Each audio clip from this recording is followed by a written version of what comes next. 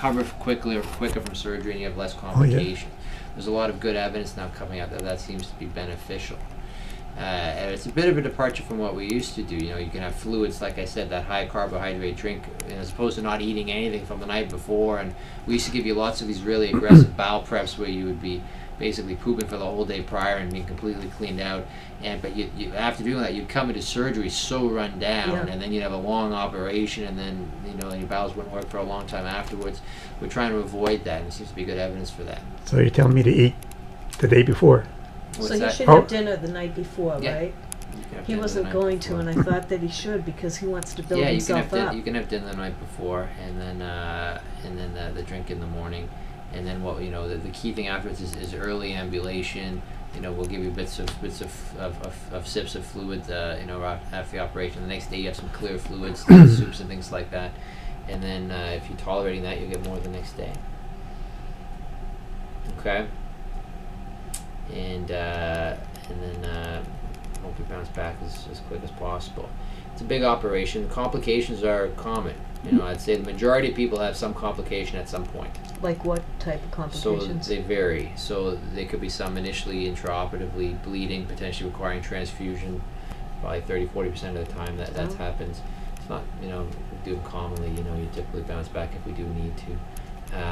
Injury to surrounding structures. Typically, the rectum is one that may get injured depending on how close things are, so we're already at risk of taking that.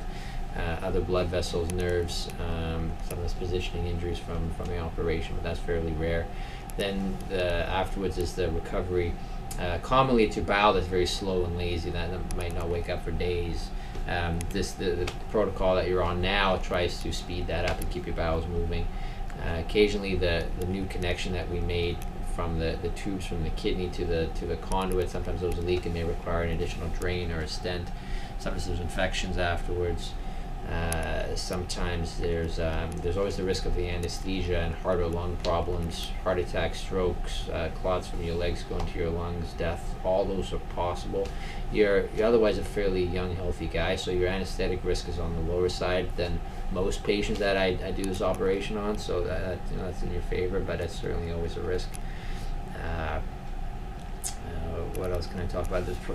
Some has developed problems with the actual stoma itself. That would follow you for, we end up following you for years, decades afterwards, just to make sure that all your metabolic and your blood, the stoma is functioning, that the urine is draining as it should. There's no problems with that. So we become very good friends over the next number of years. So would he come to you or to Dr. Beaumont? Well, it'd probably be both. Oh. Yeah, so he could follow you up from, if you require additional, you may require additional chemotherapy after the operation, potentially, depending on how things go. Hopefully not, but maybe. Okay, before all this, I was planning on moving to Pennsylvania this year. Okay. 600 miles away. I mean, you talk about follow-ups. I could follow up with somebody out there. Yeah. Oh. Yeah, no, there's very good docs down there. We could send them all our notes. We're not talking Philly. I'm on the Ohio border near Youngstown. Okay. So we you don't need to completely change your life. We may have one appointment back here or two and see how you're doing, but that can be arranged. Technology improved quite a bit the last 10, 15 years on this. A lot of it is things like this. Is the protocols. It's open surgery. You have an incision from your belly button down. There's some technology that we use to actually seal the blood vessels to the bladder and prostate that are a lot better than they used to be. That's been very helpful. We are doing some of these robotically now, but given yours is that's what they were going to do at first. Yeah, but given that yours is more invasive, we go open. You're not losing anything. Like most of the trials where they're starting to compare the two, there's not really much difference at all. It's more, there may be less blood loss, but all the main cancer outcomes and things like that are no different. Okay, So don't think you're losing much at all, because I don't think you are. Yeah, I do both. Big concern is the rectum. That's what I'm worried about. Yeah. What is the prognosis as far as? Do you think you can get all of this surgically? I hope so. And if that's the case, then you wouldn't need the chemo, correct? if we can get all of it, and a lot of it depends on what the pathology looks like. When the pathologist looks at after the end, is that node that's suspicious? Is it actually positive or not? That makes a difference. I see. It does it look like, how far, how invasive is it? There's a lot of things that factor in. It ends up being Dr. Bellman's decision or recommendation finally regarding chemotherapy or not. We commonly use chemotherapy for the more common urothelial type of bladder cancer that responds well to chemotherapy. The adenocarcinoma not as well.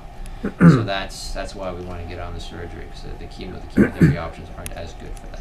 See, when I wake up, do you call up somebody like right away? Yeah. Like her? I walk out of the operating room and I'll give you a call. Okay. Yeah. I'm planning on being here the day In the family room, then I'll come up and find you. Okay. And what is the recovery time, basically? Like I said, it typically in hospital 7 or 8 days. We're hoping, with some of these new protocols, we might be able to get down to 5 or so. But it's a big operation. You're in hospital for a while, and then once you get home, you'll have home care for a while, learning how to use. That's what I was talking about. Use the stoma and getting familiarizing yourself with it. You say typically no heavy lifting, 4 to 6 weeks or so. Stairs are fine, walking's fine. You're not going to feel like yourself for months. You're going to wake up feeling you got hit by a bus. Like 2 to 3 months. Yeah. And what about driving? He's concerned about driving. You won't be driving, and at least the first few weeks. You're going to be on narcotics. You're going to, so there's other stuff that we won't want you, but 4 to 6 weeks is a reasonable goal to get back to it. Because you got to be able to obviously go quickly from gas to brake and otherwise. So I'd probably give it at least 4 weeks. Okay. We'll see how you do. Anything else? Take good care of you. Yeah. Well, outside of that, he's in really good health. And that makes the world a difference. Yeah. That makes He should be able to heal exactly. decently. You come in healthier, your tissues are stronger, you heal quicker. Everything's better. It is. There's no question. Yeah. Like I said, the majority of patients that take bladders out are older. On the rectum, Yeah. that looks good from here. How often, when you see something like that the person, that when you do his operation, you don't have to mess with his rectum? Or this doesn't give you a good hint? Yeah, it's it's close. Like if we're thinking this here is kind of tumor, it's certainly very, very close. Let me examine you quickly. I'll step out.